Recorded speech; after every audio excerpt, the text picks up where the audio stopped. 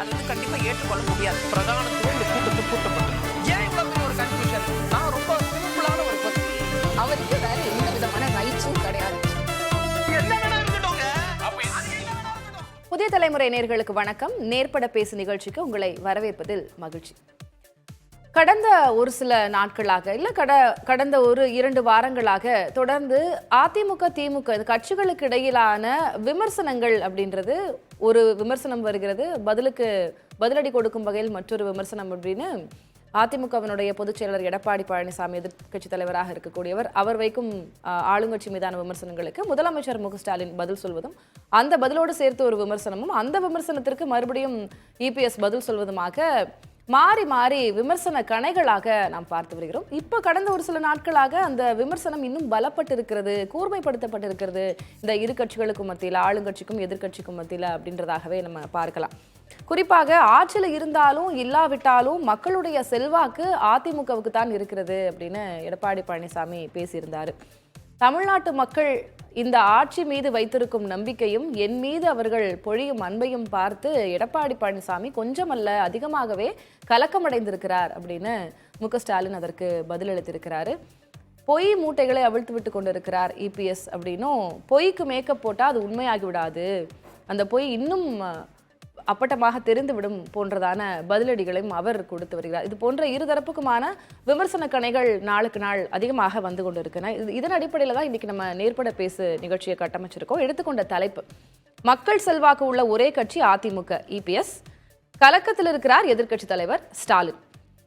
திமுக எதிர் அதிமுக ஆட்டமே தொடருமா, இருதுருவ அரசியல் தான் தொடருமா அப்படின்ற அந்த பார்வையும் இருக்கிறது. இந்த தலைப்பில் இன்னைக்கு நம்ம நேர்பட பேசு நிகழ்ச்சியை கட்டமைச்சிருக்கோம். 4 விருந்தினர்கள் என்னோடு இணைகிறார்கள். அறிமுகம் செய்கிறேன். அதிமுக சார்பாக திரு கோவை சத்யன் அவர்கள், அரசியல் விமர்சகர் திரு கலை அவர்கள், அரசியல் விமர்சகர் திரு ராஜகம்பீரன் அப்பாஸ் அவர்கள், திமுக சார்பாக வழக்கறிஞர் சரவணன் இன்னும் சற்று நேரத்தில் நம்மோடு இணைகிறார். அவரையும் வரவேற்ற நிகழ்ச்சிக்குள் செல்லலாம். திரு சத்யன், உங்ககிட்ட இருந்து நான் தொடங்குறேன்.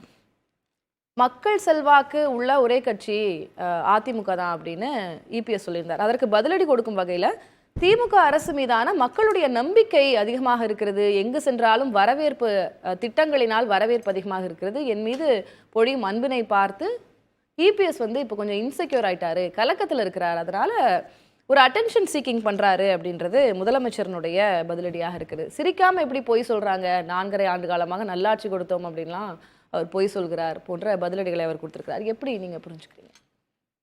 வணக்கம்.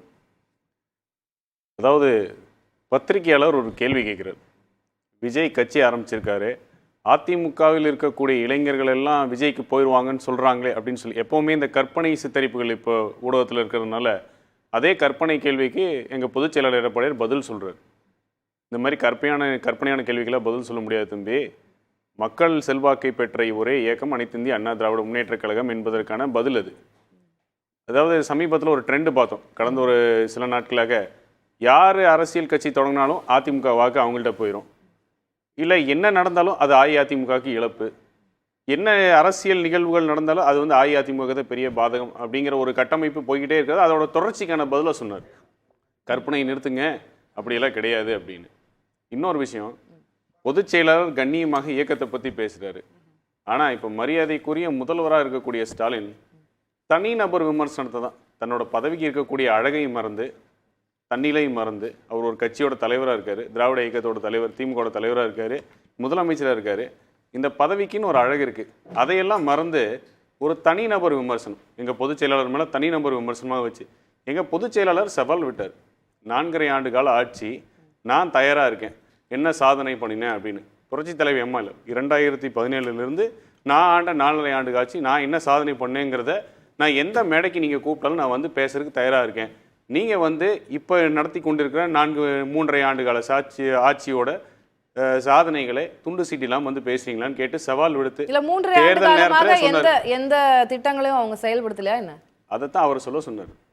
அவர் தலைமையில தான் ஆட்சி, ஸ்டாலின் தலைமையில தான் நடந்துகிட்டு இருக்கு, திராவிட மாடல் என்னும் ஆட்சி நடந்துட்டு இருக்குல்ல, என்ன சாதனை பண்ணீங்கன்னு நீ என்ன மேடைக்கு வேணாலும் கூப்பிடுங்க, நான் வரேன் பேசுகிறேன், நான் பேசுவதற்கு தயார், என்னுடைய ஆட்சியுடைய சாதனைகளை நான் பேசுவதற்கு தயார், நீங்கள் தயாரா, சவாலுக்கு தயாரான, இதோட எனக்கு தெரிஞ்சு 3வது 4வது தடவை சவால் விட்டார். இங்க இந்தியாவிலேயே தமிழ்நாடு முதன்மை மாநிலமா திகழ்றதுக்கு அதிமுக தான் காரணம் அப்படின்னு எடப்பாடி பழனிசாமி பேசியிருக்காரு. அது அதிமுக அப்படின்ற அது ஒரு கட்சி, அந்த கட்சியினுடைய ஆட்சி மட்டும்தான் அதற்கு காரணம் அப்படின்னு நம்ம எடுத்துக்க எப்படி முடியும்? அனைத்து இந்திய அண்ணா திராவிட முன்னேற்ற கழகம் ஆட்சி செய்த காலகட்டத்தில் இருக்கக்கூடிய அனைத்து குறியீடுகளும், தொழில்துறையாகட்டும், மனிதவள மேம்பாடாகட்டும், எந்த துறையினுடைய குறியீடை எடுத்துக்கொண்டாலும் மற்ற மாநிலங்களை காட்டி நாம் முன்னோடியாக இருந்தோம் அப்படிங்கிறது புள்ளி விவரத்தின் அடிப்படையில் வரக்கூடிய விஷயம்.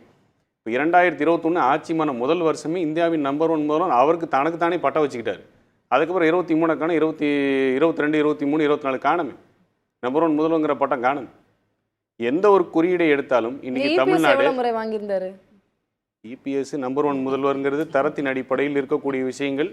தமிழ்நாடு முன்னோடி மாநிலம், தனக்கு தானே பட்டம் வச்சுக்கல. அது தமிழ்நாடு முன்னோடி மாநிலம்னா அப்ப 10 வருஷம் அதிமுக ஆட்சி காலம், அதுக்கு முன்னாடி நடந்த திமுக ஆட்சி காலம், அதுக்கு முன்னாடி அதிமுக திமுக அதையும் சேர்த்து தான் எடுக்க முடியும். அதிமுகக்கு மட்டும் எப்படி அந்த கிரெடிட் இருக்கும்? எடப்பாடியார் தனக்கு தானே நம்பர் 1 முதல்வர் பட்டம் கொடுக்கணும்னா அவர் ஆட்சி செய்த 4 வருஷமும் அவர் கொடுத்துக்கலாம். பட்டம் என்பது தானாக வச்சுக்கிறது கிடையாது, அடுத்தவங்க ஏதோ ஒரு தரவின் அடிப்படையில் கொடுக்கறது. இப்போ முக ஸ்டாலின் அவர் நான் இந்தியாவின் நம்பர் 1 முதல்வர் அவருக்கு தனக்கு தானே பட்டம் வச்சுக்கிறதுன்னு ஒரு பெரிய விஷயமே கிடையாது. நாங்கள் அதை எங்கள் எடப்பாடியார் அதை பண்ணலை. இன்னும் சுருக்கமாக சொல்லணும்னா இந்தியாவில் இந்தியாவில் எடுத்துங்க, எந்த மாநிலத்திலுமே வேளாண் பாதுகாப்பு மண்டலம்ங்கிறதே கிடையாது. தமிழ்நாட்டில் மட்டும்தான் இருக்குது. செய்த சாதனையாளர் எடப்பாடி. இந்தியாவில் வேறு எந்த மாநிலத்திலுமே அரசு பள்ளியில் படிக்கக்கூடிய மாணவ மாணவிகளுக்கு 7.5% உள் ஒதுக்கீடு மருத்துவ படிப்பு கனவுக்கு அப்படிங்கிறது இந்தியாவில் எந்த மாநிலத்திலுமே கிடையாது. தமிழ்நாட்டில் மட்டும்தான் இருக்குது. இப்படி ஒரு தனித்துவமான சாதனை மட்டுமல்ல, மக்கள் நல திட்டங்களையும் கொடுத்து ஆட்சி செய்தது அதிமுக. அதனாலதான் மக்கள் செல்வாக்கு இருக்க இயக்கம். இன்னும் நான் பாயிண்டடா இந்த விமர்சனத்துக்கு வந்துடுறேன். திமுக அரசு மீதான மக்களுடைய நம்பிக்கை வலு பெற்றிருக்கிறது. எங்கு சென்றாலும் ரிசப்ஷன் அதிகமாக இருக்கு. அதனால அதனை பார்த்து கலக்கம் அடைந்திருக்கிறார் எடப்பாடி பழனிசாமி. அதனாலதான் வார்த்தைக்கு வார்த்தை எல்லா விமர்சனங்களும் முன்வைக்கிறார் அப்படின்றத எப்படி புரிஞ்சுக்க? இந்த மேடைக்கு வேணாலும் கூப்பிட்டு நான் பேசுறேன், நீங்களும் வாங்கன்னு சொல்லி அதுக்கு பதில காணும். அதுக்கு பதில் சொல்ல முடியாத ஒருவர் கலக்கத்தில் இருக்காரா, இல்லை வரப்போறைய கூட்டத்தை பார்த்து மக்கள் ஆரவாரத்தை பார்த்து ஆதரவை பார்த்து கலக்கம் சொல்கிறீங்க எடப்பாடியாருக்கு கலக்கமா? அதை தான் சொல்கிறேனே, மரியாதைக்குரிய தமிழக முதல்வர் மு க ஸ்டாலின் அந்த பதவிக்குன்னு ஒரு அழகு இருக்குது, அது கண்ணியம் இருக்குது. அதை என்னன்னு தெரியாமல் தரம் தாழ்ந்து தனி நபர் விமர்சனங்களை இபிஎஸ் வச்சதே இல்லையா? இல்லை கடந்த காலங்களில் நம்ம அப்படி எடுத்து பார்த்தோம்னா தனி மனித விமர்சனங்கள், ஸ்டாலின் மீதான விமர்சனங்களையும் நிறைய வச்சிருக்காருல்ல இபிஎஸ். இந்த அளவுக்கு தரம் தாழ்ந்து மலிவான விமர்சனத்தை ஒரு நியாயம் வேண்டாமா? இல்ல நீங்க ஏடிக்கு போட்டிங்கிற மாதிரி இது விவாதம் பேச முடியாது. ஒரு முதல்வர் பதவிக்குன்னு ஒரு அழகு இருக்கு. அந்த முதல்வர் பதவிக்கு என்ன அழகு இருக்கோ, அந்த கண்ணியம் இருக்கோ, அதை காக்க தவறுகிறான்னு சொல்லி நானும் கண்ணியமாக தான் சுட்டி காட்டுறேன். இப்போ இதை என்னால் வேற மாதிரி சொல்ல முடியும்னா, 3.5 ஆண்டு காலம் நடிப்பு துறையில் மிக முன்னணியில் இருக்கக்கூடிய மு க ஸ்டாலின் நடிப்பு துறையில் வசனங்கள் தரக்குறைவாக இருக்குன்னு என்னால் சொல்லியிருக்க முடியுமா? இப்போ தினம் தினம் நடிச்சுட்டு இருக்கிறாரு மக்களை ஏமாத்துவதற்கு. வசனகர்த்தா சரியா வசனம் எழுதி கொடுக்காம கண்ணிய குறைவான வசனத்தை எழுதி கொடுக்குறாரு. அதே முன்னணி நடிகரான ஸ்டாலினுக்கு அழகு இல்ல. இப்படி கூட என்னால விமர்சனம் வைக்க முடியும். நான் உங்களுடைய முதற்கட்ட பார்வையை அதை எடுத்துக்கிறேன். நான் திரு சரவணன் கேட்க விரும்புறேன். தொடர்ந்து இது போன்ற பதிலடிகள், விமர்சன கணைகள் தொடர்ந்து மாறி மாறி அதிமுக திமுக விமர்சனங்கள் வந்து கொண்டே இருக்கு. இப்போ நாங்க கொண்டு வந்த பல்வேறு திட்டங்களால மக்கள் செல்வாக்கு எங்களுக்கு தான் இருக்கு. நாங்க முன்னாடி கொண்டு வந்த 10 வருட ஆட்சி காலத்துல, 4.5 வருட நல்லாட்சி காலத்துல திட்டங்கள்லாம் நிறைய செயல்படுத்தப்பட்டதுனால எங்களுக்கு தான் மக்கள்கிட்ட செல்வாக்கு இருக்கு அப்படின்னு எடப்பாடி பழனிசாமி பேசுகிறார். தமிழ்நாடு முதன்மை மாநிலமாக திகழவும் நாங்கள் தான், அதிமுக தான் காரணம் அப்படின்றது அவருடைய கூற்றாக இருக்கு. நீங்க எப்படி புரிஞ்சுக்கிறீங்க? 10 தோல்வி பழனிசாமி அவர்கள் தொடர்ந்து 10 தேர்தல்களிலே தோல்வியேற்றிருக்கிறார் திரு பழனிசாமி அவர்கள். என்ன காரணம்? 4.5 ஆண்டு காலம் சிறப்பான ஆட்சியை கொடுத்ததுனாலயா? இல்லை இதுவரை எந்த அரசுமே கொண்டு வராத திட்டங்களை கொண்டு வந்ததுனால 10 தேர்தல்களிலே தோல்வியுற்றிருக்கிறாரா? அவர் முதல்வர் ஆயிட்டார். முதல்வர் ஆனதற்கு பிறகு அப்புறம் அதிமுகவை வழிநடத்தியதற்கு பிறகு எந்த தேர்தலிலே ஜெயிச்சிருக்காரு? ஏதாவது தரவுகள் இருந்தால் கொடுக்க சொல்லுங்கள். The proof of the pudding is in the eating அப்படின்வாங்க. அது போலத்தான் நீங்கள் தேர்தலில் ஏதாவது ஒரு தேர்தலில் ஒரு கணிசமான வெற்றியை பெற்றிருக்கிறீர்கள் அப்படின்னா அப்போ ஏற்றுக்கொள்ளலாம். உங்களுடைய திட்டங்கள் சிறப்பான திட்டங்கள், நாங்கள் இதெல்லாம் நீங்கள் தான் தோத்துட்டீங்களே, மக்கள் தான் உங்களுடைய ஆட்சி தேவையில்லை அப்படின்னு சொல்லி தெளிவான தீர்ப்பை கொடுத்து விட்டார்களே. அப்புறம் எங்களுடைய திட்டங்கள் இப்படி இருக்கிறது அப்படி இருக்கிறதுனா எப்படி அதை வந்து ஏற்றுக்கொள்ள முடியும்? இல்ல கடந்த 3.5 ஆண்டு கால ஆட்சியில மக்கள் ஏமாற்றப்பட்டிருக்கிறார்கள் தான். அவங்க சொன்னது எதையும் நிறைவேற்றவில்லை. இதுல இந்த நம்பிக்கையோட தான் வாக்களிச்சாங்க திமுகவுக்கு. ஆனா 3.5 ஆண்டு காலத்துல ஏமாற்றப்பட்டிருக்கிறார்கள் அப்படின்ற அவருடைய கூற்றாக. நல்ல இது 2019 தேர்தல். தமிழ்நாட்டுடைய முதல்வர் அப்போ வந்து எதிர்க்கட்சி தலைவராக இருக்காரு. 2019 பாராளுமன்ற தேர்தலில் வந்து ஒரு மிகப்பெரிய வெற்றியை பெறுகிறார். மிகப்பெரிய வெற்றியை பெற்ற உடனே இவங்களால தாங்க முடியல. தாங்க முடியாமல் எல்லாரும் வந்து என்ன விமர்சனம் தெரியுமா கொடுத்தாங்க? அங்கே இருக்கக்கூடிய அமைச்சர்களிலிருந்து ஸ்போக்ஸ் பர்சன்ஸ் வரைக்கும் மிட்டாய் கொடுத்து ஏமாத்திட்டாங்க, தமிழ்நாட்டு மக்களை மிட்டாய் கொடுத்து ஏமாற்றி விட்டார்கள் அப்படின்னாங்க. இதே இப்போ என்ன அந்த விமர்சனங்களை வைக்கிறார்களோ, நீங்கள் ஒன்றுமே செய்யவில்லை, நீங்கள் கொடுத்த வாக்குறுதிகளை நிறைவேற்றவில்லை அப்படின்னு சொல்லி தான் விமர்சனத்தை வைத்தார்கள். எப்போ? 2019 தேர்தல் தோல்விக்கு பின்னாலே. அப்புறம் என்ன ஆகுது? அடுத்து வரக்கூடிய உள்ளாட்சி தேர்தல்களிலே மிகப்பெரிய வெற்றியை பெறுகிறது திமுக. அப்புறம் 2021 தேர்தலிலே ஆட்சியை பிடிக்கிறது திமுக. திருப்பி வரக்கூடிய உள்ளாட்சி தேர்தல்களிலே மிகப்பெரிய வெற்றியை பிடிக்கிறது திமுக. மீண்டும் வரக்கூடிய 2024 தேர்தலில் மிகப்பெரிய வெற்றியை பெறுகிறது திமுக. சார், மக்களுடைய ஆதரவு எதனால்? இந்த மக்களுடைய ஆதரவு போனீங்க 3 வருடங்களாக ஒண்ணுமே செய்யல அப்படின்றீங்க. அப்போ 2024 தேர்தலில் மக்கள் அதை வந்து வெளியில சொல்லியிருக்கணும்ல.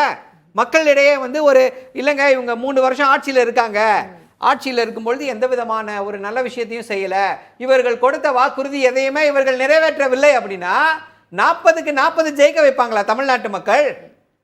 எப்படி நீங்கள் எடை போடுவீர்கள் ஒரு ஆட்சியை வந்து மக்களுடைய வாக்கை வைத்து எடை போடுவீர்களா, இல்ல எதிர்க்கட்சிகள் வைக்கக்கூடிய விமர்சனங்கள் அதை வைத்து நீங்க எடை போடுவீர்களா? நான் திருப்பி உங்ககிட்ட வரேன். திரு சத்யன், ஒரு என்ன இருந்தாலும் நம்ம எவ்வளவுதான் விமர்சனங்கள் மாறி மாறி வைத்து கொண்டாலும் அந்த ரிசல்ட் அப்படிங்கிறது எலெக்ஷன் தான். தேர்தல் முடிவுகள்ல அது தெரிந்துவிடும். தொடர் தோல்விகள்ல எடப்பாடி பழனிசாமி இருக்கிறாரு.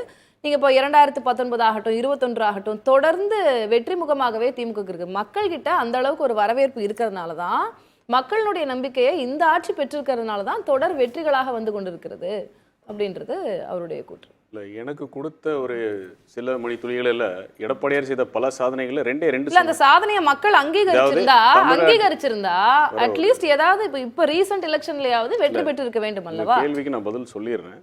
எனக்கு கொடுத்த சில மணி துளிகளில் வேற எந்த மாநிலத்திலுமே இல்லாத 2 சாதனைகளை நான் உதாரணமா சொன்னேன். 2 சாதனை சொல்ல முடியும். 2 சாதனை, அந்த சாதனை கூட சொல்ல முடியாம 4 நிமிஷம் பேசியிருக்காரு சரவணன். அந்த மாதிரி நாங்க 3.5 ஆண்டு ஆட்சி காலத்துல தமிழ்நாட்டுக்கு மட்டுமே செய்த சாதனைகள் வேற எந்த மாநிலத்திலுமே இல்லைன்னு ஒன்று கூட சொல்ல முடியல. இல்லை, இதுதான் கலை யதார்த்தம். அதாவது வாக்குகளை மட்டுமே நம்பினா சொல்றாங்க 10 தோல்வி 7 தோல்வியில இரட்டை தலைமையில் இருந்தோம். அதனாலதான் இரட்டை தலைமை இருந்தா இயக்கத்துக்கு நல்லது இல்லைன்னு சொல்லி ஒற்றை தலைமை நோக்கி. ஒருவேளை மக்கள் செல்வாக்கு அதிமுக இருக்கிறது அப்படின்ற கூற்று உண்மையா இருந்தால் தேர்தல் ஏதாவது ஒரு தேர்தலையாவது பிரதிபலிச்சிருக்கணும். அதான் உங்களுடைய கூற்று. நான் அந்த தரவுகளோட தான் பேசுறதுக்கு வந்தேன். கொஞ்சம் அனுமதி கொடுங்க. இப்போ வாக்குகள் தொடர் தோல்வி தொடர் வெற்றி அப்படிங்கிறது எந்த அரசியல் இயக்கமே இது வரைக்கும் பண்ணது கிடையாது. இந்திய அரசியல் வரலாற்று, உலக அரசியல் வரலாற்றிலேயே 10 தோல்வினா 7 தோல்வி இரட்டை தலைமையினால. அதனாலதான் மாறி வந்தோம். அதுக்கப்புறம் நடந்தது என்ன? ஈரோடு இடைத்தேர்தல், திருமங்கலம் ஃபார்முலான்னு வச்சுட்டு பட்டி தொட்டி அடைக்கிற ஒரு தேர்தலை பார்த்தோம். மக்களை ஆடு மாடுகள் மாதிரி பட்டியில் அடைச்சி வச்சு பண்ண தேர்தலை பார்த்தோம். அதுக்கப்புறம் சந்திச்ச மிகப்பெரிய தேர்தல்னா இந்த நாடாளுமன்ற தேர்தல். இந்த நாடாளுமன்ற தேர்தலில் கடந்த முறையை விட ஒற்றை தலைமைக்கு அங்கீகாரமாக வாக்கு சதவிகிதம் கூடியிருக்கிறது என்பது உண்மை. அனைத்து இந்திய அண்ணா திராவிட பேசலாம். ஒரு நிமிஷம். ஆனா அதே திமுக 2019 கம்பேர் பண்ணும்பொழுது இந்த இடத்துல 6.5% வாக்கு வீழ்ச்சி அடைந்திருக்கிறது என்பது உண்மைதானே? 32 விழுக்காடுலேருந்து இப்போ 26 சில்லற விழுக்காடுல திமுக இருப்பது உண்மைதானே? அப்போ பேசுவோம். 2019 4 லட்சம் 5 லட்சம் 3 லட்சம் வாக்கு வித்தியாசம் நாங்கள் ஜெயிச்சோமே அப்படிங்கிற மாதிரி இப்போ ஏதோ ஒரு தொகுதியை சொல்ல முடியுமா? எண்ணிக்கையின் அடிப்படையில் வெற்றி பெற்றிருக்கிறார்கள். சுதந்திரம் முடிஞ்சதுக்கு பிறகு தமிழக அரசியல் வரலாற்றில் எதிர்கட்சிங்கிற தகுதி இழந்த ஒரே கட்சி திருப்பி கேள்விக்குள்ள வர மக்கள் செல்வாக்கு அப்ப திமுக இருக்கு அப்படின்னு உதாரணம் சொல்றேன் மேடம், சொல்ல விடுங்க. எதிர்கட்சிங்கிற தகுதி இழந்தது அப்படின்னா கருணாநிதி தலைவராக இருக்கும்போது, ஸ்டாலின் செயல் தலைவராக இருக்கும்போது தான் அந்த வரலாறு படைத்த ஒரே இயக்கம் வந்து திமுக தான். அதிமுக என்னைக்குமே அந்த வரலாறு கிடையாது. எதிர்கட்சிங்கிற தகுதி இழந்தது கிடையாது. 3வது முறையாக 2011 எதிர்கட்சிங்கிற தகுதி இல்லையில உங்களுக்கு என்ன? 3வது முறை நான் சரவணன், நீங்க எவ்வளவு நேரம் பேசலாம் நான் வெயிட் பண்றேன். எனக்கு ஒரு அவசரம் இல்லை, எந்த பதட்டமும் இல்லை. நான் இடைமறிக்க விரும்பல. கேள்வியை உள்வாங்கிட்டு பதில் சொல்லுங்க. வேணா இந்த டிபேட் முடியறது இல்லை, இன்னும் இந்த ஆட்சி முடிய வரைக்கும் வெயிட் பண்றேன். தமிழகத்துக்கு மட்டுமே உரித்தான சிறப்பான திட்டங்கள்னு திமுக ஒன்னு சொல்லுங்க. எங்க எடப்பாடியார் செஞ்ச மாதிரி உங்களுக்கு சொல்றேன். இன்னொன்னு மூன்றாவது இல்ல லாஸ்ட் ஃபைனலா சொல்லிடுறேங்க. மூன்றாவது முறையாக தேர்தல் களத்தை சந்தித்து வெற்றி பெற்றவர்கள் எங்க பொன்மலை செம்மல் தான் தொடர்ந்து 3 முறையாக முதல்வர். அந்த மாதிரி கிடையவே கிடையாது. அப்படி மூன்றாவது முறையாக இரட்டை தலைமை. மேடம் கொஞ்சம் ஹிஸ்டரி தெரியணும் மேடம், வரலாறு முக்கியம். அதாவது மக்கள் ஜெயிச்சாதான் மக்கள் செல்வாக்கு அப்படிங்கறது அரசியல் கணக்கு கிடையாது. நம்ம 2026 நோக்கி போயிட்டு இருக்கோம். அது தொடர்பா நம்ம பேசிட்டு இருக்கோம். இல்ல ரொம்ப சுருக்கமா நான் சொல்றேன். நீங்க குற்றச்சாட்டுகளுக்கு நான் சரவணன் கிட்ட இல்ல ஒரு நிமிஷம், வரலாறு முக்கியம். அதாவது தொடர்ந்து ஜெயிச்சவர்கள் என்பது கிடையாது. ஸ்டோரியிலே இருக்க முடியாது. இல்ல இப்போ என்ன அப்படின்னா இந்த 3 வருடங்களிலே என்ன செஞ்சிருக்கீங்க, என்ன சாதனையை செய்திருக்கிறீர்கள் அப்படின்றாங்க. மக்களுக்கு இலவச பேருந்து பயணம், மகளிர் உரிமை தொகை திட்டம், பெண்களுக்கு 40% இடஒதுக்கீடு, ஏற்கனவே 30% இருந்துச்சு, அதை 40% உயர்த்தி கொடுத்திருக்கிறோம். கல்லூரி செல்லக்கூடிய பெண்களுக்கும் மாணவர்களுக்கும் மாதம் 1000 ரூபாய் உதவித்தொகை. அதே போல இன்னும் பல விஷயங்கள். இது எப்படின்னா வெல்ஃபேர். இல்ல என்ன இடஒதுக்கீடு என்னது? 30 என்ன இடஒதுக்கீடு? 30 to 40 என்ன இடஒதுக்கீடு? பெண்களுக்கு அரசு வேலை வாய்ப்புகள்ல. அரசு வேலை வாய்ப்புலையா? ஓ.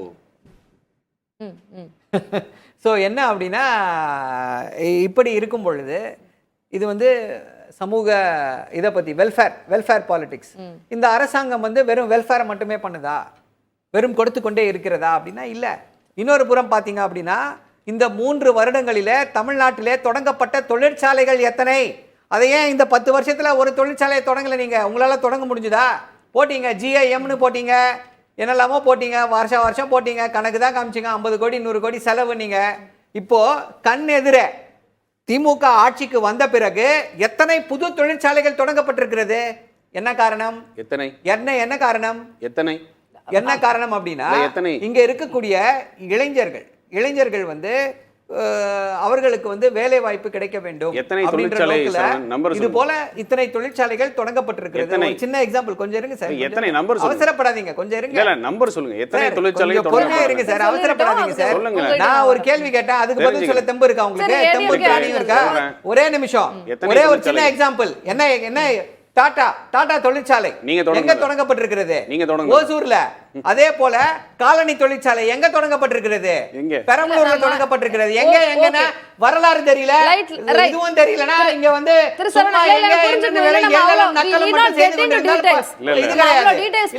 ஒரே நிமிஷம். என்ன அப்படின்னா என்ன செய்திருக்கிறோம்னு சொல்லிட்டு இருக்கிறோம். அப்புறம் என்ன அப்படின்னா நான் சொன்னேன் பதில் இருக்கா? 10 வருஷத்துல என்ன தொழிற்சாலை தமிழ்நாட்டுல தொடங்குனீங்கன்னு கேட்டேன், பதில் இருக்காது. ஒரே ஒரு நிமிஷம். அதே போல இந்த கேள்விக்கு விடை இன்னும் கிடைக்கவே இல்லை. இருங்க, இது வரட்டும். இந்த கேள்விக்கு விடை வாங்கிட்டு வாங்க. 10 வருஷத்துல அதிமுக ஆட்சியில தொடங்கப்பட்ட 1 மெகாவாட் திறன் கொண்ட திட்டம் ஏதாவது இருந்தால் இப்ப வெளியில சொல்லுங்க. நான் சொல்றேன். சொல்லுங்க. ஆல்டர்னேட் காற்றாலை மின்சாரம் என்று ஆசியாவே மிகப்பெரிய ஒரு மெகாவாட் உற்பத்தி செய்யக்கூடிய நீங்க ஒரே 1 மெகாவாட் உற்பத்தி செய்த திறன் கொண்டிருக்கக்கூடிய அதாவது ஒரே ஒரு திட்டத்தை மட்டும் சொல்லிடுங்க. அதுக்கப்புறம் நம்ம இந்த விவாதம் எப்படின்றத பார்த்துக்கலாம். கேளுங்க. 3400 மெகாவாட் காற்றாலை மின்சாரம் துவங்கியது அஇஅதிமுக ஆட்சி காலத்துல தான்.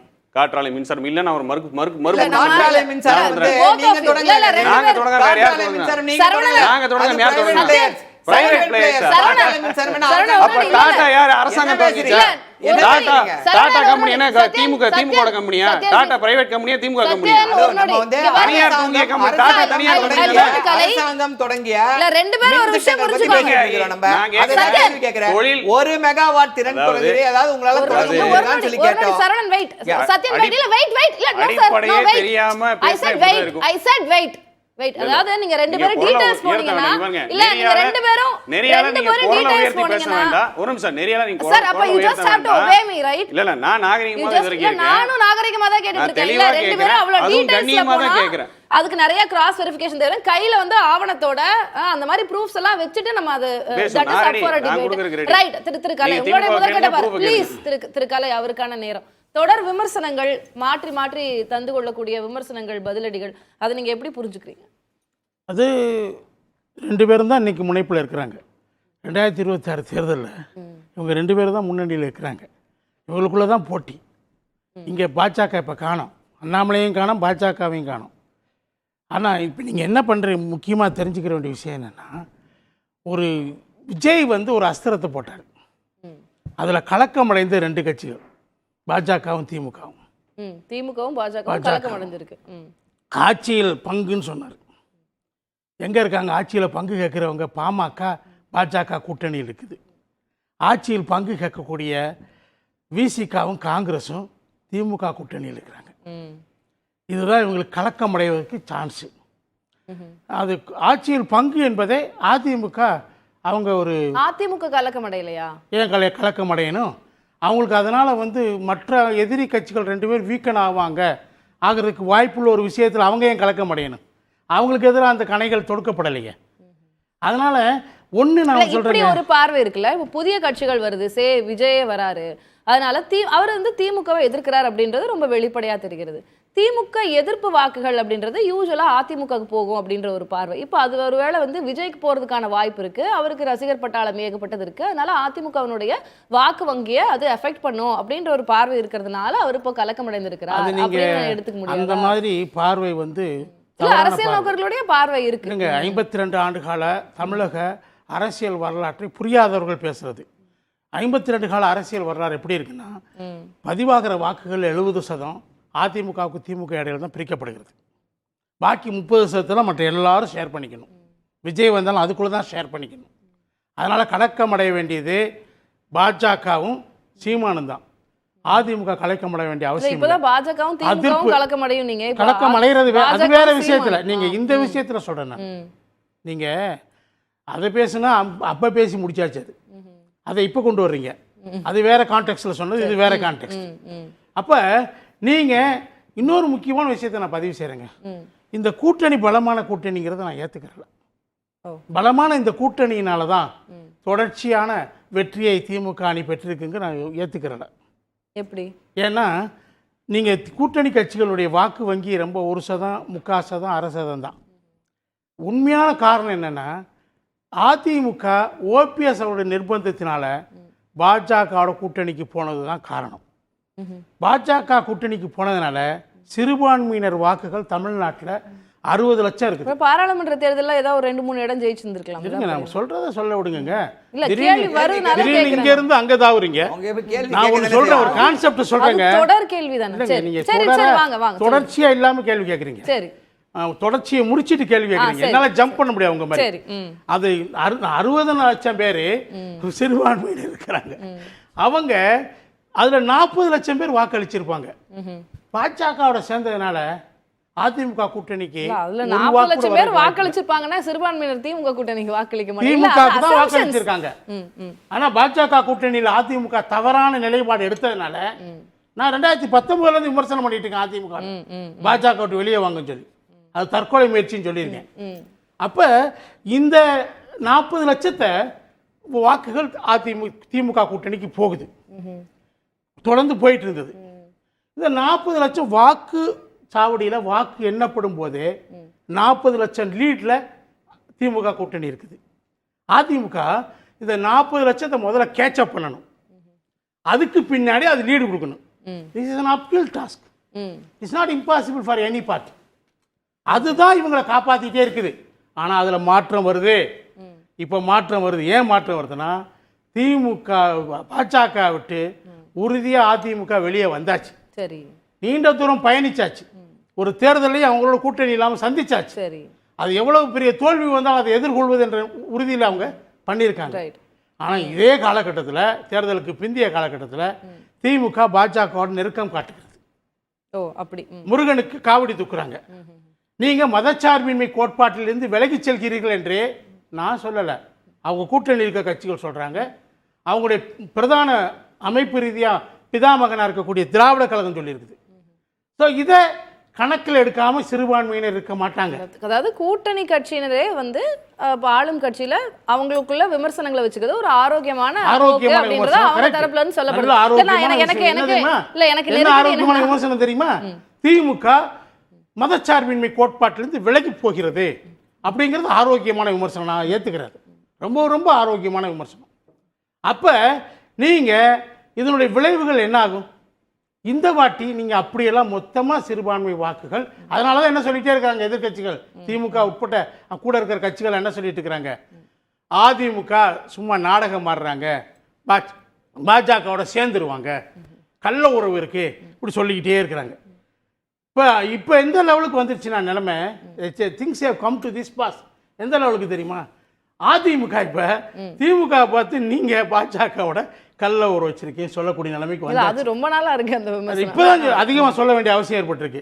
ஒண்ணு நான் சொல்றேன் தெரியுமா, பாஜக மைனாரிட்டி பாஜகவுக்கு திமுகவுடைய தயவு தேவை. திமுகவுக்கு 2026 தேர்தல்ல கொள்கை எதிரிங்க எப்படிங்க ஒண்ணு சேருவாங்க? சரி ரைட், கொள்கை எதிரிகள்லாம் அடுத்த முக்கியமான கேள்வி கொள்கை எதிரிகள் சேர்றதுதான் கூட்டணி. சுதந்திரா கட்சி ராஜாஜி எப்படி அண்ணாவோட சேர்ந்தாரு? நான் முடிச்சிடறேன், இந்த சின்ன விஷயத்தை முடிக்க விடுங்க. அதாவது வந்து நீங்க வந்து இப்ப அதிமுக இது நான் எங்கேயோ மறந்துட்டேன், நீங்க ட்ராக் சரி ரைட் நீங்க யோசிச்சு வைங்க.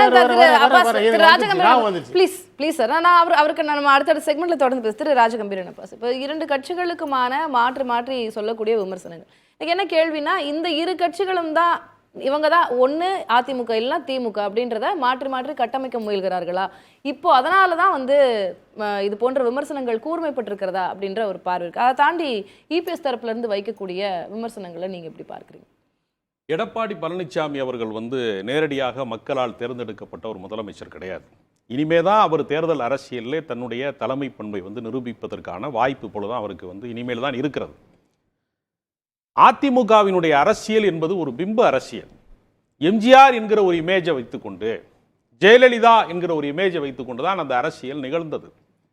அதனால அவங்க திமுகவா அதிமுகவா என்பது இரண்டும் சம பலம் கொண்ட கட்சியாக இருந்த நிலைமை இப்பொழுது மாறி அதிமுகவோடு கூட்டணிக்கு வருவதற்கு யாருமே முன்வராத ஒரு சூழல் வந்து நாடாளுமன்ற தேர்தலில் வந்து பெரிய அளவில் தேமுதிக என்பது அவங்க தானே கூட்டணியில இருந்து வெளியில. ஆமா, அவங்க பாஜக கூட்டணியில் இருந்து வெளியில அதிமுக வந்தது. ஆனால் கொள்கை ரீதியாக சித்தாந்த ரீதியாக பாஜகவை அவர்கள் எதிர்த்தார்களா அப்படின்னு ஒரு கேள்வி இருக்கிறது. ராமர் கோவிலுக்கு நீங்க போவீங்களா அப்படின்னு எடப்பாடி பழனிசாமியை கேட்டதுக்கு எனக்கு கால் வலிக்குதுங்க அப்படின்னாரு. அது ஒரு பதில்? அது இல்ல. சித்தாந்த ரீதியாக நான் பாஜகவின் மதவாதத்தை ஏற்றுக்கொள்ளவில்லை. ஒரே ஒரு இடைமறித்தல் மரியாதைக்குரிய பத்திரிகையாளர் அவருக்கு கால்வலி இருக்குங்கிறது சொல்றாரு. ஒன்றே குலம் ஒருவனே தேவன். இதே கேள்விக்கு மரியாதைக்குரிய எடப்பாடியார் பதில் அமைச்சிருக்காரு. நாங்க ஜாதி மதம் பார்த்து என்னைக்குமே நிலைப்பாடு எடுத்ததில்லைங்கிறாரு. நீங்க நிலைப்பாடு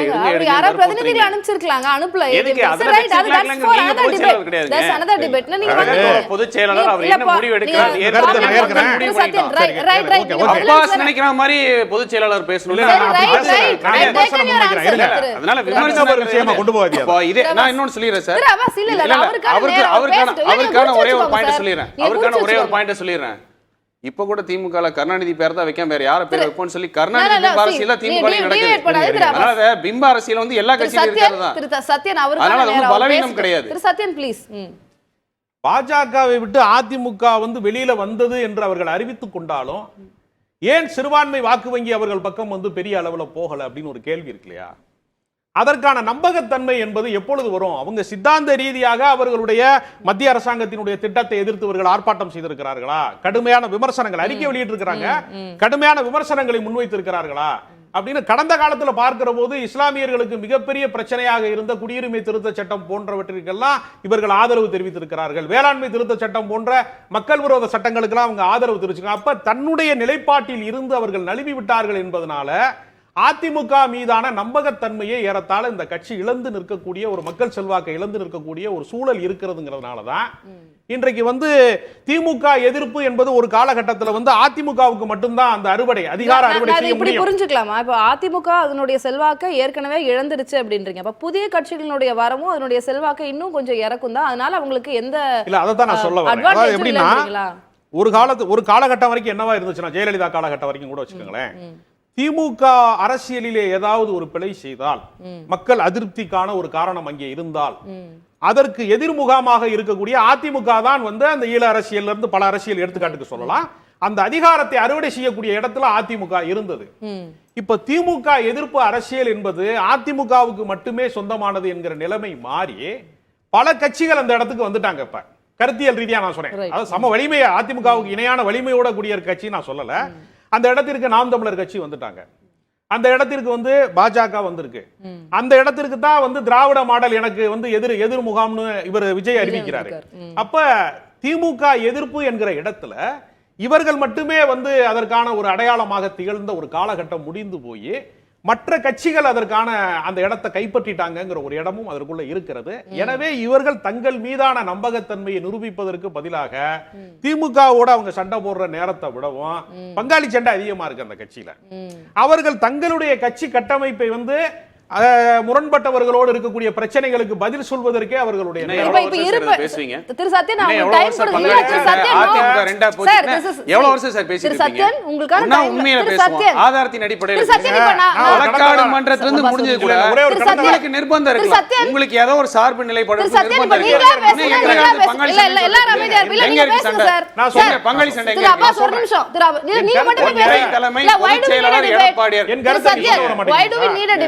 Why do we need a debate?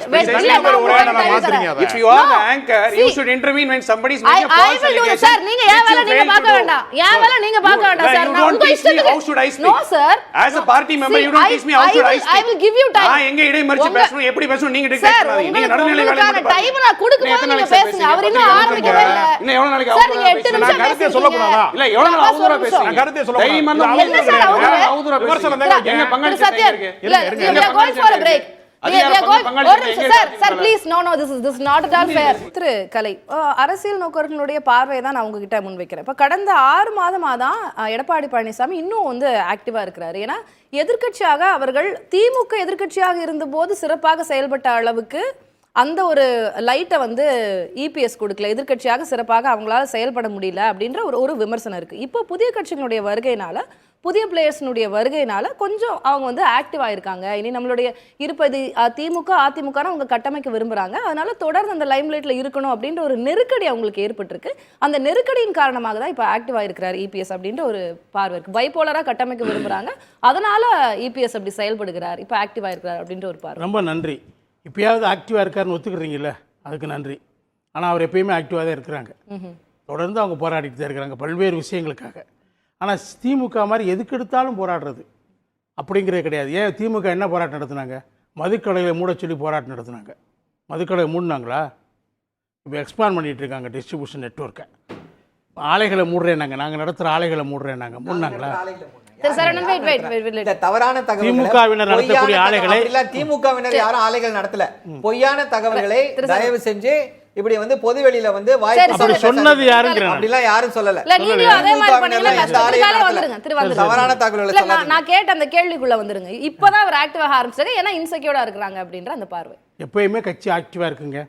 ஏராளமான பணிகள் அவங்க செஞ்சுட்டு சீரியஸான விமர்சனங்கள் அந்த சீரியஸான பதிலடிலாம் இப்போதான் கொடுக்க ஆரம்பிச்சிருக்காங்க அப்படின்ற. பாஜகவோட ஓபிஎஸ் கட்சியில் இருந்த வரைக்கும் பாஜக விட்டு வெளியே வர முடியல. நான் கடுமையான விமர்சனத்தை அவங்க மேலே வச்சுட்டு இருந்தேன். அவங்க பாஜக விட்டு வெளியே வந்தாங்க. அது மட்டும் இல்லை, அவங்க என்ன ஒரு ஸ்டாண்ட் எடுத்தாங்கன்னா, கடந்த நாடாளுமன்ற தேர்தலில் அது இந்த இந்தியா கூட்டணியும் என்டிஏ கூட்டணியும் நடத்திக்கிட்டு இருந்த கர்ண கொடூரமான அந்த போராட்டத்தில் வாக்குவாதத்தில் இதுக்கு முன்னுக்கு வரலை. ஒரு ஸ்டேட்மெண்ட் விட்டாங்க. முக்கியமாக எடப்பாடி அவர்கள் விட்ட ஸ்டேட்மெண்ட் என்னென்னா, நாங்கள் பாஜக மத்தியில் ஆட்சி செய்த காங்கிரஸையும் பாஜகவையும் எதிர்க்கிறோம். இப்போ ஆட்சி செய்து கொண்டிருக்கக்கூடிய பாஜகவை எதுக்கு? ஏன்னா இந்த 2 கட்சிகளும் தமிழகத்திற்கு வஞ்சகம் செய்திருக்கிறார்கள். தமிழகத்திற்கு இவர்கள்ட்ட நீதி கிடைக்கல அப்படிங்கிற ஒரு யூனிட்டரி ஸ்டாண்ட் எடுத்தார் பாருங்க. That is a very good stand. அதாவது அதனால என்ன சொன்னார், அதனுடைய பரிமாணமா என்ன சொன்னார்னு அடுத்தது பரிமாணம் சொல்லிடுறேன். பரிமாணம் சொல்லிடுறேன் சுருக்கமா. அதுக்கடுத்து உங்க கேள்வியை நான் நிச்சயமா கேட்டுக்கிறேன். அந்த பரிமாணம் என்னன்னா, இந்த 2 கூட்டணியும் நாங்கள் எதிர்க்கிறோம். நாடாளுமன்ற தேர்தலில் இந்தியா கூட்டணி என்டிஏ கூட்டணி நாங்கள் எதிர்த்து நிற்கிறோம். அதான் அந்த ஸ்டாண்ட். என்னன்னா இப்போ திமுக வந்து எதிர்கட்சியா இருந்தபோது நீங்க தொட்டதுக்கெல்லாம் போராட்டம் பண்ண, ஆக்சுவலா அது வந்து உயிர் போட வச்சிருந்தது அந்த எதிர்கட்சி அப்படின்ற அந்த ஒரு பதவி. அவங்க வந்து ரொம்ப ரேஜா செயல்பட்டாங்க. திமுக யூசுவலாவே எதிர்கட்சியா இருக்கும்போது அவங்களுடைய செயல்பாடுகள் ரொம்ப தீவிரமா இருக்கும் அப்படின்ற ஒரு இல்ல நான் வந்துடுறேன் அப்படின்ற ஒரு பார்வை இருக்கு. அதே மாதிரி ஏன் அந்த மாதிரி எடப்பாடி பழனிசாமி எதிர்க்கட்சி ஆனதுக்கு அப்புறம் இந்த 3.5 வருடங்கள்ல அவங்க அந்த அளவுக்கு தீவிரமா செயல்படல அப்படின்ற ஒரு விஷயம் இருக்குல்ல. இப்ப கடந்த 2-3 வாரமா அவருடைய அறிக்கையினுடைய தீவிரம், அதுல இருக்கிற விமர்சனங்களுடைய தீவிரம் புரியுது.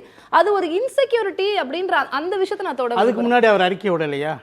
எல்லா விஷயத்துக்கும் அறிக்கை விட்டுருக்காரு. ஒவ்வொரு ஸ்டெப்பு திமுக எடுத்து வைத்த ஒவ்வொரு ஸ்டெப்புக்கு அறிக்கை. உதாரணமா சில பேர் அடுக்குறாங்க, விமர்சனங்களுடைய கடுமை. திமுக என்னென்ன செஞ்சிருக்கு நலத்திட்டங்கள்னு அடுக்குறாங்க. அதெல்லாம் அதிமுக கொண்டு வந்த ஏராளமான நலத்திட்டங்களை முடக்கி விட்டு தான் அது கொடுக்கப்பட்டது. ஏதாவது ஒரு 2 எக்ஸாம்பிள் சொல்லுங்க. என்ன? 2 எக்ஸாம்பிள் சொல்லுங்க என்ன சார். முடுக்கி விட்டாரு? ஏதாவது ஒரு 2 எக்ஸாம்பிள் மடிக்கணினி நான் சொல்றேன். இல்ல ஏதாவது ஒண்ணு பண்ணா உதாரணம் வந்து கேட்டார்ல, sticker, எங்க திட்டத்தின் மேல ஸ்டிக்கர் ஒட்டிடுறீங்க அவர் அப்படின்றீங்க. கேட்டாரு, அவர் சரி, இன்டர்வியூ பண்ண சொல்லுங்க, நீங்க சொல்லுங்க. அலோவ் பண்ணீங்க. ரைட், சொல்லுங்க, அவர் சொல்லுங்க. இன்டர்வியூ பண்ண கூடாது, அவர் பண்ணிட்டாரு, ரைட். நீங்க நான் அலோவ் அலோவ் பண்ணீங்க. பண்ணல, ஐ ஸ்டாப்ட் ஹிம். அது நான் அதை பேச விடுறேன், அவர் கேட்டதுக்கு பதில் சொல்றேன். மடிக்கணினி உதாரணமா இந்த ஆண்களுக்கும் பெண்களுக்கும் கல்லூரிகளில் படிக்கிறதுக்கு 1000 ரூபாய். எவ்வளவு நாள்? 10 மாதம், ஒரு வருஷத்துல 12 மாசம் சார். அதுல 2 மாசம் லீவு, லீவுக்குலாம் 10 மாசம் தான் சேர்த்து தருவாங்க. கொடுக்குறாங்க. 10 மாசம் தருவாங்க. சரவணன், wait. அதுல உங்களுக்கு Wait. தெரியலன்னா நான் நிச்சயமா உங்களுக்கு சொல்றேன். தெரியல. நீ Wait, பட்ஜெட்டை சரவணன், பாருங்க, wait. நிதி நீங்க அறிக்கையை comment பாருங்க. பண்ணாதீங்க. 10 மாசம் 30 மாசத்துக்கு எவ்வளவு? 3 வருஷத்துக்கு 30,000. ஒரு மடிக்கணினி விலை என்ன? 28,000. தாலிக்கு தங்க என்ன விலை? 60,000. அதெல்லாம் இப்ப வந்து மூவாபுரத்துல அதெல்லாம் விட்டுட்டு தாங்க இதை செய்றீங்க. இல்ல அது வந்து அவங்க பள்ளி படிப்பு முடிஞ்சு கல்லூரி படிப்புக்கு அப்படின்றது வந்து அதை மாத்தி அதை கொடுத்திருக்காங்க. தாலிக்கு தங்க பெண்களுக்கு கல்யாணம்ன்றதை விட அதுக்கு படிப்பு முன்னாடி முக்கியம் எங்க அப்படின்றது. அதுக்கு முன்னாடி தாலிக்கு தங்கத்தை வந்து அதிமுக ஆட்சியிலே நிறுத்தி விட்டார்கள். அது சரியா கொடுக்க முடியலன்னு கொரோனா காலத்தில் நிறுத்தப்பட்டது. கொரோனா அந்த காலத்துல எல்லா திட்டங்களும் நிறுத்தப்பட்டது. கொரோனா காலத்தில் எல்லா திட்டங்களும் நிறுத்தப்பட்டது. கொரோனா முடிஞ்ச உடனே அதிமுக அந்த திட்டத்தை தொடரவில்லை. திமுக அந்த திட்டத்தை தொடரவில்லை. நான் கேள்வி கேட்கிறேன். இப்போ வந்து அதிமுக காலத்துல தொடங்கப்பட்ட ஒரு திட்டம் இங்க செயல்படுத்தப்பட்டாக்கா இல்ல எங்க திட்டத்தை தான் நீங்க உங்க திட்டம் மாதிரி ஸ்டிக்கர் ஒட்டி செயல்படுத்துறீங்கன்றீங்க. அதை நிறுத்திட்டு வேற திட்டம் எங்க திட்டத்தை நிறுத்திட்டாங்க அப்படின்னா அதை எப்படி புரிஞ்சுக்கிறது?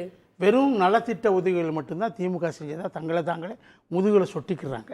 ஆனா உண்மை என்னன்னா கட்டுமான அடிப்படை கட்டுமான திட்டங்களை நீங்க வளர்க்கணும். அப்பதான் இருங்க சொல்றேன். அப்பதான் ஜிஎஸ்டிபி வளரும், மாநில உள்நாட்டு உற்பத்தி அப்பதான் வளரும். நீங்க ஸ்டேட் ஓன் டாக்ஸ் இரண்டு விஷயங்களை பத்தி பேசணும். இல்ல சார், நான் என்னோட கேள்விக்கு வந்துடுறேன். இப்போ வந்து ஏடிஎம்கே வெர்சஸ் டிஎம்கேங்கிறத ஏடிஎம்கே கட்டமைக்க விரும்புவதை தாண்டி டிஎம்கேவும் அதான் கட்டமைக்க விரும்புது. முன்னாடி எல்லாம் இபிஎஸ்னுடைய விமர்சனங்களை கடந்து போகக்கூடிய முதலமைச்சர் எப்பயாவது இது சரி எங்களுக்கு வேலை இருக்கு இதுக்கெல்லாம் பதில் சொல்ல முடியாது அப்படின்றத தாண்டி இப்ப வரிக்கு வரி பதில் சொல்கிறார் அப்படின்னா திமுகவுக்கு அந்த தேவை இருக்குல்ல? இல்ல அப்படி இல்ல. நீங்க வந்து என்னதான் நீங்க இது பண்ணாலும் ADMK is the next biggest party to DMK. அதை வந்து யாராலையும் மாற்ற முடியாது. That is what DMK wants இல்ல? அது அப்படிதான் இருக்கணும். ஆமாங்க, திராவிட கட்சிகள்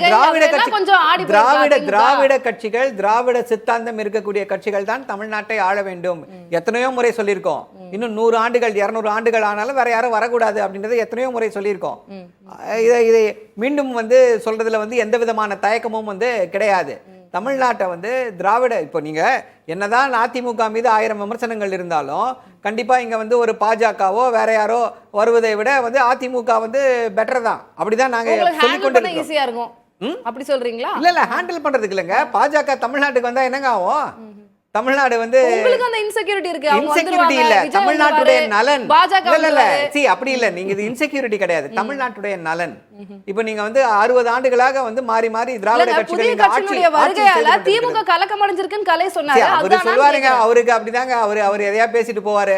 அதெல்லாம் வந்து பெருசா எடுத்துக்க முடியுமா? இப்போ 2 விஷயங்கள் முக்கியமா வந்து என்ன அப்படின்னா, முக்கியமா ஒரு விஷயம் என்ன அப்படின்னா, நீங்கள் வந்து இவங்க வந்து பாஜகவோடு கள்ள உறவு, பாஜகவோடு கூட்டணின்னு சேர்ந்து இவங்க வந்து பொய் சொல்லுவாங்க, அதை வந்து இது பண்ணுவாங்கன்றாங்க. இப்பவும் சொல்கிறேன், மீண்டும் சொல்கிறேன், அதிமுகவோடு பாஜகவிற்கான அந்த கள்ள உறவு தொடர்ந்து கொண்டே தான் இருக்கிறது. எப்படின்னு நீங்க கேட்பீங்க.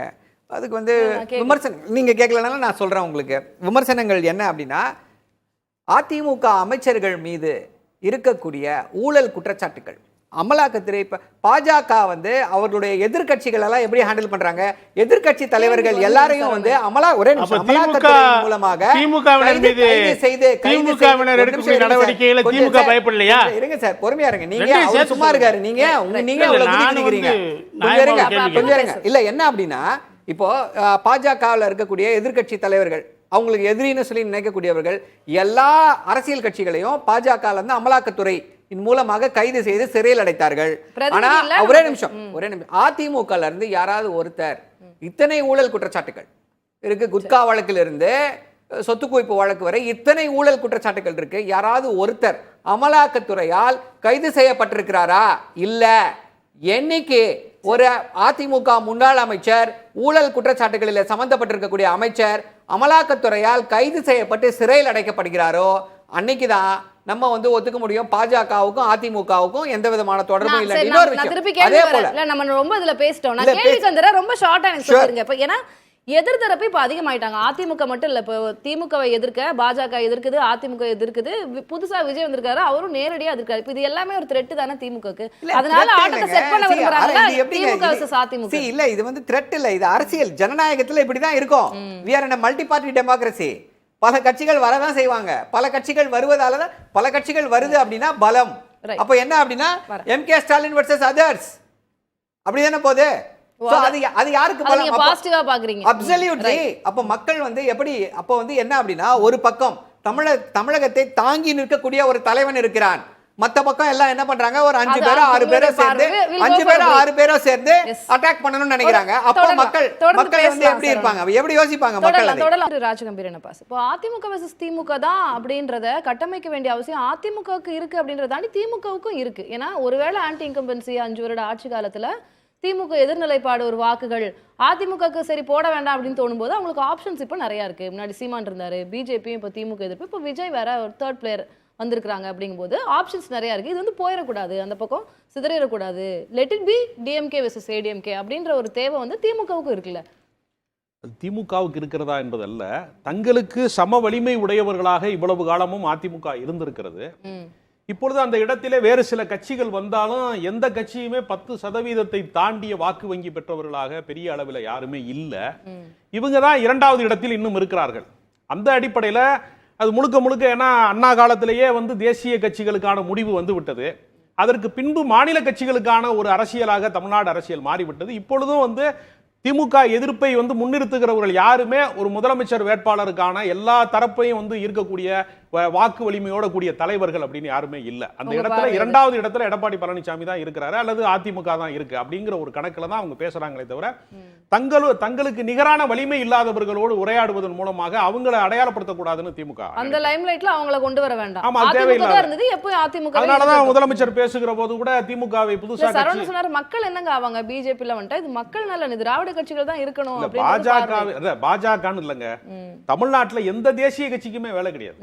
அது முடிவுக்கு வந்து விட்டது. அண்ணா கல்லறைக்கு போவதற்கு முன்பு விஜய் இருக்கிறாரு, நீ அடுத்து ஒரு மாநில கட்சி தானே, மாநில கட்சிக்கு தானே அரசியல் பண்ண வர்றாங்க. யாருமே தேசிய கட்சிகள் யாருக்குமே தமிழ்நாட்டிலே வந்து ஒரு மிகப்பெரிய வலிமை மிக்க வாக்கு வங்கி யாருக்குமே கிடையாது. அது காங்கிரஸ் எடுத்துக்கலாம், பாஜக எடுத்துக்கலாம், இடதுசாரிகளையும் சேர்த்து கூட எடுத்துக்கலாம். முற்போக்கோ பிற்போக்கோ, வலதுசாரிகளோ இடதுசாரிகளோ யாராக இருந்தாலும் தேசிய கட்சி வலிமை பெறுகிற வாய்ப்பு என்பது மாநில இங்க வந்து தமிழ்நாட்டில் இல்ல. அப்படி ஒரு சூழல் இல்லைங்கிற காரணத்தினால ஒரு தனது திமுகவுக்கு அடுத்த கட்டமாக ஒரு வலிமை மிக்க அரசியல் கட்சியாக அதிமுக தான் இருக்கிறது என்கிற கணக்குல தான் அவங்க அதை போட்டியாளராக பார்க்கிறாங்க. நான் இறுதிக்கட்ட கருத்தை எடுத்துக்க திரு சத்யன், அதிமுக அந்த தேவை இருக்கிறது இல்ல, இருதுருவ அரசியலாக இதை கட்டமைச்சுக்கலாம் அப்படின்ற தேவை. ஏன்னா எதிர்தரப்பு வாக்குகள் ஸ்பிளிட் ஆயிரும், புதுசா ஒரு பிளேயர் வந்திருக்காங்க அப்படின்ற அந்த கலக்கம் எல்லாம் இருக்கும்ல அதிமுக அப்படின்ற ஒரு பார்வை இருக்கு. இல்லை, எந்த கலக்கமும் இல்லைங்க. ஜனநாயகத்துக்கு நல்லது. நிறைய பேர் வந்து அரசியலுக்கு வந்தால், பொது வாழ்க்கைக்கு வந்தால் ஜனநாயகத்துக்கு நல்லது. அது உட்கட்சி ஜனநாயகமே காப்பாற்ற முடியாத கட்சி தான் அதை பார்த்து கலக்கப்படும். அதனால் எங்களுக்கு ஒரு கலக்கமும் இல்லை. கிளைக்கழக செயலாளர் தான் இன்றைக்கி பொதுச் செயலாளர் இருக்கா, அதனால் நாங்கள் வரவேற்கிறோம், சந்தோஷப்படுறோம். இதைத்தான் வந்து இது வரைக்கும் எனக்கு தெரிஞ்சு பொதுச் செயலாளர் 400 அறிக்கை மேலே கொடுத்துருப்பாரு. இவங்களோட 40 மாத ஆட்சியில் 400 அறிக்கைன்னா சராசரியாக 3 நாளைக்கு ஒரு அறிக்கை கொடுக்குறாரு. விவாத பொருளாக வருவதில்லை, அவ்வளோதான் வித்தியாசம். களத்தில் வந்து வெறும் டிவியை பார்த்து ஒரு பேட்டி கொடுக்கறனால எதிர்க்கட்சி அப்படிங்கிற ஒரு தகுதி பெற்றுவிட்டதுன்னு பாஜக அப்படிங்கிற ஒரு தூபம் போட்டு அதற்கு உதவியது திமுக தான். ஏன்னா அதிமுகங்கிற எதிர்க்கட்சி வந்துடக்கூடாதுன்னு, அதை வந்து தவறு அப்படின்னு நாடாளுமன்ற பரப்புரையில் மரியாதைக்குரிய மு க ஸ்டாலினே சொன்னார். களத்தில் அதிமுக வந்து திமுக தான் இருக்கு அப்படிங்கிறது அவர் அப்பயே சொல்லிட்டாரு, 6 மாதத்துக்கு முன்னாடி சொல்லிட்டாரு. களம் இன்றைக்கும் இருதுருவ அரசியல் தான். தமிழ்நாட்டை பொறுத்த வரைக்கும் திராவிட கழகங்கள் தான், அதிமுக வர்சஸ் திமுக தான். இது எந்த காலத்துல எப்படி வந்தாலும் மாற்ற இயலாது. அதை தக்க வச்சுக்க அதிமுக திமுகக்குள்ளே அந்த ஒரு அண்டர்ஸ்டாண்டிங் இருக்கும் தானே, இது திராவிட கட்சிகள் நம்ம தான், இவங்களுக்கு மாற்றா நம்மளுக்கு மாற்றா அவங்க அப்படின்றது. அதுதான் கள நிலவரம், அதான் களத்தோட உண்மை. இப்போ புதிதாக ஒரு கட்சி வருது, அதுக்கு ஒரு பர்சன்டேஜ் ஓட்டு வருது அப்படிங்கிறக்கா உடனே வந்து களம் மாறிவிடவில்லை. திமுக எதிர்ப்பு ஃபுல்லாக அதிமுக தான் அறுவடை பண்ணும், இது மாறிடுச்சு, இப்போ 5 பேர் அறுவடை பண்ண போகிறாங்க, 6 பேர் அப்படியெல்லாம் கிடையாது. இப்போ திமுக கூட்டணி கட்சிகளுக்கும் ஒரு வாக்கு சதவீதம் இருக்குது. அவங்க கூட்டணி உடஞ்சி வெளியே வந்தாங்கன்னா ஆட்டோமேட்டிக்காக ஓட் ட்ரான்ஸ்ஃபர் நடக்கும். அப்படிங்கிற ஓட் ட்ரான்ஸ்ஃபர் அப்படி தான் நடக்கும். அதனால் இதெல்லாம் ஒரு கற்பனை, சந்தோஷம். அதிமுகவுக்கு இந்த வாக்கு கிடைக்காதுன்னு சொல்கிறதுல சில பேருக்கு சந்தோஷம். அந்த கற்பனை உலகத்திலே அவங்க வாழ்ந்துட்டு போட்டோம். இருதுருவ அரசியல் தான் தமிழகத்தை பொறுத்த வரைக்கும். அந்த இருதுருவ அரசியல் இப்பொழுதைக்கு முன்னெடுத்து போய் கொண்டிருப்பது அனைத்து இந்திய அண்ணா திராவிட முன்னேற்ற கழகம். 26 களம் கடைசியாக முடிச்சுக்கிறேன். ஒரே நிமிஷம். மரியாதைக்குரிய சரவணனுக்கு வாழ்த்து சொல்லணும்னு நினைச்சேன், அதையும் வாழ்த்து சொல்லிடுறேன். MK ஸ்டாலின் வெர்சஸ் அதர்ஸ் தான் களம் அப்படின்னு சொன்னாரு, அதுக்கு என்னுடைய வாழ்த்துக்கள். நான் கூட உதயநிதி வெர்சஸ் அதர்ஸ் ஆயிருமோன்னு நினைச்சு கவலைப்பட்டுக்கிட்டு இருந்தேன். இப்போ MK ஸ்டாலின் வெர்சஸ் அதர்ஸ்ன்னு சொல்லி உதயநிதி எலிவேஷன் அவருக்கு இல்ல அப்படிங்கிறதுக்கு நன்றி.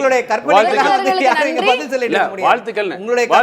விருந்தினர்களுக்கு நன்றி. மீண்டும் ஒரு நிகழ்ச்சியில் சந்திக்கலாம் நேயர்களே. நன்றி, வணக்கம். அது வந்து கண்டிப்பா ஏற்றுக்கொள்ள முடியாது. பிரதான